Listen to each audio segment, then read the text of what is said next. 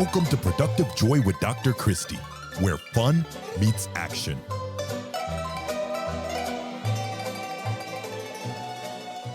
Hi, friends. Welcome to Productive Joy. I have a treat for you today, and I am so excited to introduce you to my friend Heather.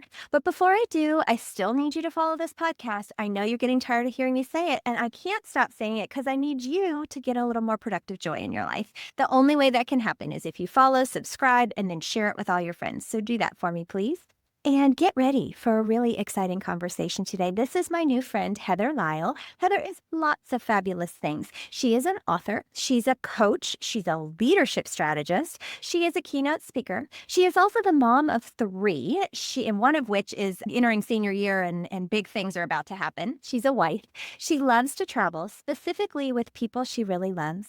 She is a conversationalist by trade, but also just by design. She loves it more than anything, and she especially appreciates when those conversations are rich and meaningful, which is getting ready to happen right now, Heather. Welcome to Productive Joy.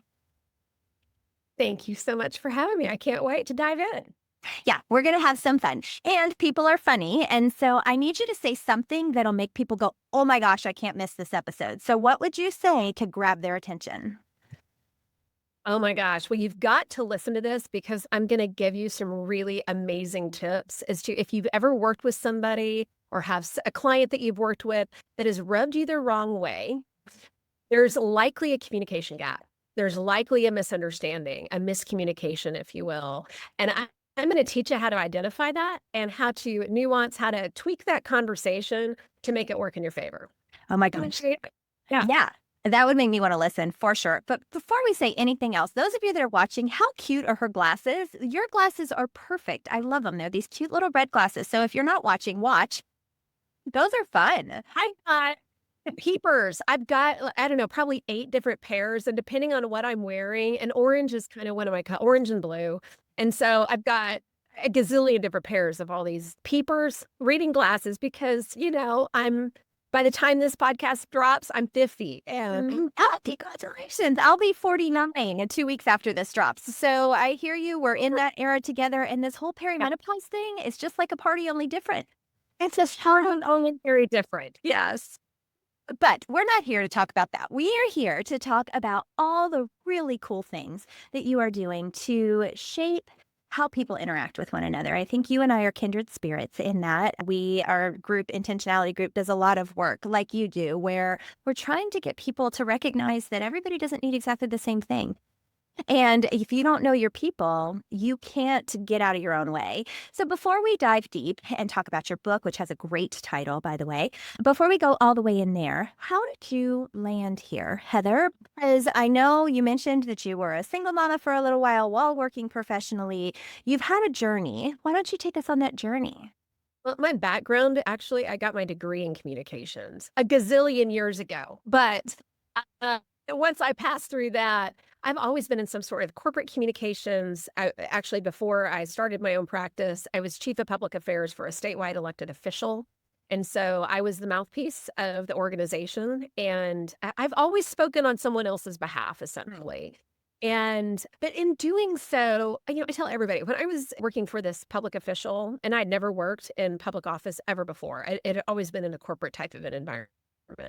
And let me tell you, working in a civil service type of a situation and working on behalf of someone who is the elected politician, the elected official for an entire state, I took that to heart. And I was just like, all right, for people who booked time on my calendar, which about every 15 to 20 minutes was booked with somebody wanting to talk to me about something, typically I would say 80% of the time it was something not so good. It was negative, And it was really my goal to try to understand, where was this person coming from? How could I meet them halfway? And I wanted them to leave that meeting with me knowing, or at least feeling, hey, I was seen, heard, and understood, and what that next step is. Because how frustrating and maddening is it to have meetings with people and there's like, okay, so what do we do now? And everybody just looks at each other cross-eyed going, okay, who's going to be the first to answer? I didn't want to do that. I wanted to have an actual next step. I wanted to know what we could do together, even if that meant, hey, I can't do anything with this information that you have. I really appreciate you coming. And I tell you what, we've got this coming up and I'd like to be able to plug you into this over here. I mean, just something to keep it going. And as I always say, there's always the 2% jerk factor. There's always going to be the 2%. That it's true. I mean, we know it. It's like there is nothing that we can do that's going to change that situation. It is what it is. But really, it's about 2% of the time. And 98% of the time, a lot of it is just miscommunication and misunderstanding. So I was really convinced that, I could be that person that could really lean in and seek to understand and help people feel like they could fit in some way, shape, or form. So that's kind of where that started. And then I had the opportunity, we were in Oklahoma. My husband got transferred to the Dallas area. And so this was in 2019, moving into 2020. And so I decided I already had quite a few clients, that wanted to work with me anyway. So in January 2020, moved to a brand new town. Not a great time to move to a brand new town. Right. Terrible. But I did it. I mean, lots of resilience has been made ever since, or at least built. But nevertheless, opened up my own shop and do a lot of consulting with large organizations right now, helping leaders be able to have those hard conversations. I mean, they typically call me in crisis and there's something really wrong. They're losing money, they're losing people, whatever the case may be. And it's typically a messaging problem, typically. Yeah. Well, and I think most industries forget that they're in the human business first. Yes. And so Selling. Yeah. No, the widget is part of it, but it is not what you lead with. You lead with the people, you lead with the human. And I'm excited to talk to a kindred spirit who understands that if we don't know our people, we can't serve our people. We can't do business with them. We can't support them. Like we just can't do anything until we know our humans. It's kind of like when we think about our kids, right? So you have 3, right? They're very different, I'm going to guess. I know my twins are super different. And actually, I technically now have 3 kids because my son got married. So we're, we've got 3. So different. They all have such different needs. And in one case, 2 of them came out of the womb on the same day. So how do you get to the point where people are, one, willing to listen to you? Because that's part of it, right? They need to first understand that they're in the human business, and then they need to want to do something about it. So how do you get them there? Oh gosh, I have a special formula, and this has worked like magic every single time I've implemented this. And it works like this. And for your listeners, and just this can work for anybody. But when you start talking about someone's pain that they're experiencing, whether a project can't get to the finish line, again, they're having serious retention issues within the organization. I always like to talk to the executive who's who's on the phone with me trying to, hire me or whatever. I really try to get them to pinpoint what is that actually costing them. Okay. Because they're seeing a loss somewhere down the line, whether it's a loss in productivity, a loss in sales, a loss in the people situation. But I really do try to get them to put a dollar number, put a dollar sign behind it. And I'll lead them to that. And when they get to see, and by the time they call me, they're already kind of in a panic state anyway. But let me tell you, when you can walk someone through what it's actually costing you if you don't solve this problem, they're like, oh my gosh, I need to solve this problem. Right? I mean, when you start associating dollar signs to it with the corporate executives that I work with, I mean, they're like, oh my gosh, like, okay, yes, like, what do we need to do to fix it? Yeah. Yeah. And they're willing to listen, right? Like you can get them to the point. Yeah. Yeah. And then you can talk about the human stuff. I mean, but it's like, I can't get a lot of these people to the place to talk about, team dynamics and what's happening and that kind of the softer side, which is really not. I hate that. I hate even calling it that. But I have to frame it in such a way where if we don't address what's really going on and put dollars and revenue behind it, they're not going to listen to what really needs to be done. Well, and so the phrase I use is people quit things that aren't fun. Right? Yep. So, but fun means that people feel valued and appreciated. Fun means that people have a voice and they're allowed to use it. And fun means they're able to leverage their talents for the greater good. And I know you work with the DISC profile specifically, right? And you help people figure out who they are so that they know how to work together, right? And with that, I think what I just heard you say that I appreciate so very much is that quitting is quiet quitting. That's going to cost you how much per person to rehire or fire or retrain, and the list goes on. So I'm one, impressed, but two, pleased that you have figured out a way to get people to tie this to their bottom line and get Yeah.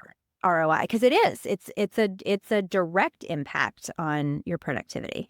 Right. I mean, it has not, I mean, at the end of the day, it has everything to do with people not being able to effectively communicate with each other, that it's costing you something. Yeah. And you've got to lead them to what it's actually costing them to be able to open up that conversation. And then what I have found is that when that conversation is easily opened up, which it quickly becomes that way, they're in a position where it's like they're hogtied. Help me untie this mess. What do I need to do? How do I need to unwind? And that's where I'm like, okay, let's go talk. And I always start with a series of interviews and try to figure out, what's really going on, the lay of the land, so to speak.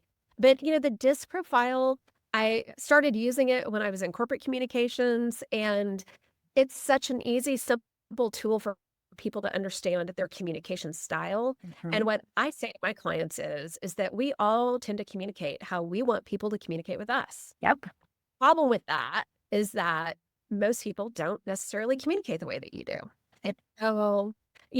Messages tend to fall flat. People leave confused. It's the lack of clarity. I mean, all of these things that bubble up and lead to mass chaos. Yeah. And so anyway, that's where I start, is just with the DISC profile, just understanding how people communicate with each other behaviorally, and start with that. And it's always the aha moments. It's like, oh my gosh, the people who tend to clash are the opposites from each other. So, Right. Go ahead. I'm sorry. I'm just like helping people not to be able to take each other personally. That's really what we get down to. So, Well, and it is simple, but that doesn't make it easy, right? Like, I think sometimes we know better, but we don't do better. Like, we know, okay, this is how I would like to be communicated with. But then do we do that with others? Do we tell people that that's what we're doing, or where we're coming from? And the answer is no, because we're busy, right? But we can't be too busy to get this part right. So you wrote a book to help people do this, right? Like, so you have created this space. Tell everybody the name of it, because I just love it. And then I need to know where it came from. Okay, this is a story. It's a really good one. It's called Hold the Pineapple, Please, Purposeful Conversations That Build Better Teams, Bottom Lines, and Banana Splits as well, too. So it was so funny when we were choosing the title of the book. I had some friends who were just like, okay, that's way too long. Some friends were just kind of like, oh, I love this, because they knew the story behind it. And I'll tell you the story here in just a second. But truly, this is, I mean, the whole intent was to have a book cover that gets people thinking and intrigued. And it's like, what does it mean? What does Hold the Pineapple mean? So here's what it means. When I was about 9 years old, my dad and I have a very special relationship, always have. And he's just my person. And when I was a kid growing up, my dad's dad would drive from Oklahoma City to Edmond, Oklahoma, to come hang out, ride bikes with me. I loved it, some T-ball and that kind of thing when I was a little kid. So Grandpa Jay would come up, and about once or twice a month, my dad, my grandpa, and I would go to the local Dairy Queen. If anybody has those, nearby, but the top side, what it's called. But nevertheless, we'd go to the local Dairy Queen and split a banana split sundae. And so one Friday we're there, and I remember what I was wearing, Christy. Like, I was wearing this was a big deal. a big deal. It was the navy blue jumper. I mean, we didn't have much money, so my mom made my clothes. And the white, you're a Gen Xer, so it's like the white big collars that had the tie, right? Remember that? Yes, the tie right here? See it with my eyes, yes. It was a total look. Anyway, and so I remember wearing that outfit, and we were at the Dairy Queen. And for the first time, like, my grandpa Jay asked, who was just like, so what would you like on your banana split? And I just remember thinking, he's never asked me this before. He sees that the banana splits at Dairy Queen came with the cherry topping or strawberry topping, hot fudge, and pineapple. And I would always pull up around the pineapple. I don't like pineapple on my sundaes. I love pineapple. It's just not on an It's ice not with cream. your ice cream. I understand. And so I would come around it. And so, but this time he asked me what I wanted. And so my response was, whatever you want. He asked again. My response was the same. He asked the third time, but the third time he like got down to my level, because I was a shorter kiddo and got down, eyeball to eyeball. And he goes, sweetheart, I'm going to need for you to tell me what you want on that Sunday, because here's the thing. If you don't tell people what you want, you're not ever going to get it. Mm. Yeah. Yeah. One of these days, maybe, and it just still almost makes me want to cry. But I remember feeling like such a big girl. And then he told me, he was just like, why didn't you tell this fine young lady at the counter what you want on your banana split? And I remember walking up to the counter, and I know I'm a big believer in nonverbal communication signals as well. I remember like chest out, shoulders back, chin, standing like a big girl, and ordering proudly. I wanted my strawberries, my hot fudge, and marshmallow cream. Please hold. And so, that's the story behind it, but it stuck with me my entire life. And I was always the kid who I call hold the pineapple. When people are having a hard time having that hard conversation, it's like, you got to hold the pineapple. You got to tell people what you want, or you're not going to get it. Yeah. But you've got to tell it in a way that will actually be meaningful and impactful to the person that's sitting across from you in order for it to actually work. Well, and you've made a business out of this. How cool that your grandfather put that into your mind at a young age, and you carried it all the way through. It has clearly shaped you and turned into something that you were able to repeat to others so that they didn't end up making the same mistakes that you did as a little girl. I love that story so much. I can fully relate. I can see the outfit, which really is helpful. But I wonder how many people miss it, right? Like how many people are raised to be people pleasers, are somehow in their mind, particularly at work, if they have the kind of boss that they can't feel comfortable communicating with, there's no psychological safety, they don't have the ability to make mistakes or ask questions. And so when they're asked, what do you think? The answer is, I don't know. What do you think? Instead of, hold the pineapple, please. So what do you do with organizations where that's the problem? That the leader is not yet willing to hear what it is that needs to happen. And that's the breakdown in communication. What do you do? Yeah, I typically guide a team through, I call it my boot camp, if you will. And it's where I really dig into the DISC profile, because typically what ends up happening is that opposites are conflicting. And so for the DISC profile, you've got the dominant type, which tend to be more extroverted and task oriented. So these are the types that can be considered pretty assertive, can verge on aggressive as well too, results oriented, bottom line me type of people. I mean, I've worked with several bosses who are like that kind of scare the Jesus out of me from time to time. Sure. But just like their results, like give me the results. Don't want the fluff, just want the results. You have the influencer types, which these people are extroverts, but more people oriented. These are the life of the party people. These are the sociable, talkative ones. They're going to ask you about your weekend. They're going to bring the donuts on Friday. They're going to organize the happy hours on a Tuesday night. That's those people. They're very people oriented, right? And then you've got your steady relators, which are more people oriented, but they're more reserved as well. These people are people pleasers. They can be indecisive. They are, let's not rock the boat. I want to make sure. These are the types of people on your teams that are like, I need to talk to Sally, Judy, Johnny. I need to talk to all these people first before we make a decision, just to make sure everybody's good. I mean, we've all worked with those people as well too. Those are the steady relators. They're very warm. And then you have your conscientious types, the C types. And those are our task-oriented introverts. They're more reserved. And they are, what I call the typical, and I work with a lot of accountants, and my husband's one as well too, I'll just say that much, but they're the typical accountants, typical engineer, data-minded, logical, analytical, non-emotional. Like, I just need the data. The more spreadsheets, the better. They take a lot of information in order to make decisions too. So what ends up happening, and I explain this, it's in typically, and I have people take the DISC profile, and I have their profile type like on their little name cards as well too, so people can see it. And as we start just explaining, who's who, the light bulbs start to go. They're like, oh, and it's typically, and what I have found with a lot of the executives that I work with is that they typically tend to be more dominant. And their teams tend to be a mix mash of everybody else, it feels like. I'm thinking specifically of 2 teams that I'm working with right now, that is very much the case. And what always ends up happening is that the leader, they're tasked with getting so much stuff done, and they're overwhelmed with the task, right? That they're not thinking about the people. Yeah. Connecting with the people. And so, my job is to help them be able to understand that by not connecting with the people, they're not getting the job done. No. The people will not do it. And it will not work that way. And so we've got to connect. So that's what I work on, is try to help some of these leaders that tend to be a little bit more dominant. Some of the leaders I work with are the opposite of that. And they're too indecisive and they can't make decisions. And some of the other people on their teams are just worn out from, just the fatigue of having to keep up with, indecisiveness. Yeah. So it's just, I mean, I know that you work with work with teams probably all the time are like this as well too. And it's just truly awareness of this is how we operate and this is how we can do it better together. Yeah.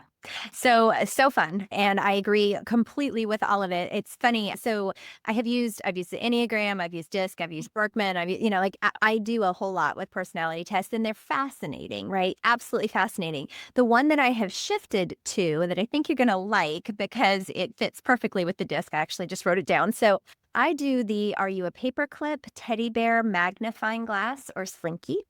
So I wish I could remember where I started with this, but it's been 20 years that we've been talking about this particular personality test. And all it does is it gives items to exactly what you just said that people recognize, right? So our Ds are our magnifying glasses, those task-oriented, zoom in on the details, get stuff done people.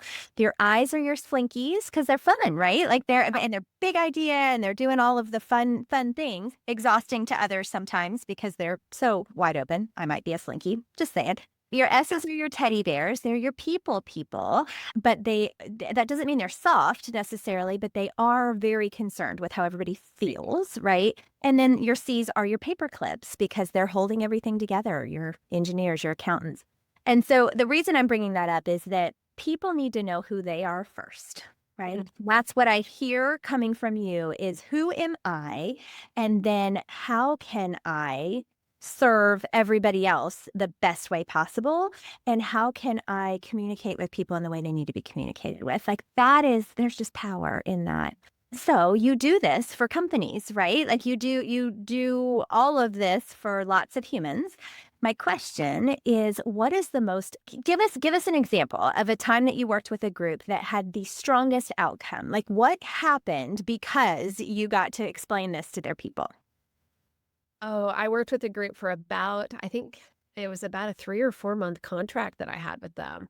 And this particular group, the group in and of themselves were engineering, software engineer, innovation type people, deep into the details. Okay. A lot of details. Their boss was a high level, again, results oriented, very dominant type of a man, lovely man. He did a really good job of connecting with his team, but his frustration level is that we are not getting some of these ideas funded because we are knee deep in all these details. And some of our, grantors were not really understanding. Okay, so what are you trying to do? Like, help me understand. Yeah. It's that's great that you've got a 185-page slide deck. What do you need from me? I don't understand. Right? Yeah. We were literally leaving about $50 million. Again, getting down to like, how much is this costing you? Yeah. They were leaving about $50 million in grants on the table. And every year, $50 million. And so because their team did not know how to present in such a way that would actually be more bottom line oriented. So did the DISC profile, did some really cool, fun team activities to where people are starting to recognize, okay, I'm seeing. But then what the cool part was, And subsequently, I kind of kept up with this particular team leader as well too, and he's just like, oh my gosh, we all have, because I use animals to describe Love it. the disc as well too. And so for the dominant type, my lions, the dominant type, right? Sure. And koala bears for my steady relators, owls for my conscientious types, and my influencers are dolphins, of course, but because Makes sense. right. But nevertheless, so I had a whole bunch of koala bears and owls, on this team, and they were reporting to the lion, and the lion could get pretty loud from time to time about what he did and didn't want, and it would scare the koala bears, right? Mhm. Koala bears climbing the tree going, oh my gosh, But what ended up happening is that I started working with their team, specifically helping with slide deck implementation, like Uh-huh. working through slides, like you're getting ready to go pitch for a $10 million grant or whatever. Let me see what you're doing. Yeah. Who are you presenting to? Yeah. I don't care if you've never met this person. Have you looked them up on LinkedIn? Have you done any sleuthing whatsoever to figure out who this person might be so you know how to tailor your message to them? Yeah. And so we would get together and show them how to do it. And then I would have them take first stab of a slide deck as to what they would want to pitch, what their pitch would look like. And I remember there was one gentleman in particular who was precious. And he was such a conscientious type, lots of data, tons of data. And he scheduled time to go over his slide deck with me. And his slide deck was 157 pages. I have no doubt. I can see it with my eyes. Yes. And so we hop on the call, and I won't say his name. I'll just call him Timmy. I was like, Timmy, I tell you what, let's talk about who you're presenting to. So we talked through that. And this person was a fast-paced thinker person at quick results. I was like, all right, if this is your person, this person isn't going to sit through 157 slides. No. Like, they're just not. Nope. And so I'm going to ask you before, I don't even want to spend an hour talking through this right now. I'm going to ask you to go back and think about your person here that you're going to be presenting to and their team. And I need for you to reconstruct this slide deck. And then come back and let's talk. So to his credit, a couple of days later, he booked some time. We talked. He had pared it down from 157 pages to, I don't know, it was like around 40 to 50 pages or so, which I was like, oh my gosh, this is fantastic, we still worked on it. I think we ended up with like 25 pages or something like that. And I thought he was having panic attacks along the way because he was like, but they need to know all of these things. And I'm like, you can have an appendix. Like, if people ask the questions, you're going to know where to point to, but you need to understand your audience is someone who just needs bullet points and a few high level, like, just tell me the high level. And we need to do that the first 1 or 2 slides. And then we can go into some of the detail, but you got to give them what they want or they're not going to listen. No, right. So it's so funny. So we went through this exercise and I did this with all of their team members for a few months, and it got to the point, 3 or 4 months into it, that they would talk, oh yeah, that person's a D. You need to add in this. Oh, that person's an I, the fun loving person. We need to be sure to bring donuts to that thing. I mean, they were thinking through this and it making their life so much easier. Yeah. So. Well, and for our listeners, y'all, you can do this too, right? Like, this is something that you should be doing. So reach out to Heather. We're going to find out how to find her in just a second, and ask the questions, because ultimately nobody wants to be bad at their job. And maybe the only thing that is preventing you from being really great is just not knowing who your audience is and figuring that out. That's so important. So Heather, how might somebody find you if they wanted to learn more about what you do? I spend a lot of time on LinkedIn at Heather Lisle Co, Lisle Co, CO. And then I post on Instagram. I wish I was more active on Instagram. I'm not. I mean, I try to post at least a couple times a week. Yeah, LinkedIn is really where I hang out the most. But on Instagram, it's Heather_Lisle is what it is. So love it. Well, and so keep going. Where else? I was just going to leave your listeners with this. If you know that your boss is the type who is that dominant, no fluff, bring it to me, quickly type of a person, don't get caught in your own way. Give them what they want. Yeah. Give them what they want. Give them the high level reel, right? If you're working with somebody who is, that they require lots of information to make decisions, if you give them, the 3 bullet points, they're not going to feel confident that in your competence. Right. And so you got to give them what they want. So just be thoughtful and mindful about who it is that you're talking to and what do they need and how you can best deliver that. It's beautiful. Everything that you've said is beautiful. And we got so caught up in talking that I didn't even ask you my favorite question. And I don't know that I've ever gotten this far in an interview and not asked this question. But I think that you are creating it in everything that you do. So if you had to describe productive joy, how would you describe it? Oh gosh, I feel like productive joy. I thought about this. The productive joy for me is again really being able to understand who it is that I'm talking to, and how can that conversation be more meaningful and impactful, and leaves that other person. I always want to leave a conversation where the other person is feeling like, oh, that I feel better about that, and so. And frankly, because when that happens, there's more productivity anyway, for that matter. I mean, it's just Absolutely. everything is. So that's really for me. It's just who am I talking to, and what do they need from me? Yeah. It's trying to be giving a high level of empathy, and you do that by listening and seeking to understand, and then formulating. Yeah. Oh, I love that. So my husband and I have a company called Intentionality Group, and what we do is we try to leave people better than we found them, right? And not that they were broken when we found them, but we don't ever want people to walk away from a conversation with us worse than they were when they started. And so he just last night came up with an analogy of a snow globe, and basically he wants to make sure that anytime we walk into a conversation, we shake the snow globe and everything falls back down, but it doesn't necessarily fall exactly where it was before. It falls right where it needs to. And I was like, oh, hey, that was a really good.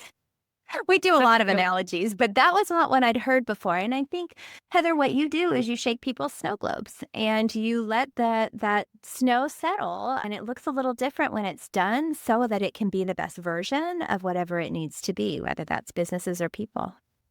That is always the hope. It doesn't always happen. Like it doesn't. It doesn't always happen, right? I mean, Sometimes again, that flake lands right on the guy's head, and you're like, that's not what, oops, thing. what's something with that? Yeah, let's move that. Well, I do have some rapid fire questions for you. Are you willing to answer them? Yeah, Okay, absolutely. here we go. What is your definition of fun? Hanging out with people that I just truly enjoy being around and having great conversations that come from it. And not having to worry about anything else. Like just truly being in the moment, just truly having a good time with it. In the moment, that's important. Okay, how do you know that you are showing up as your authentic self? Ugh.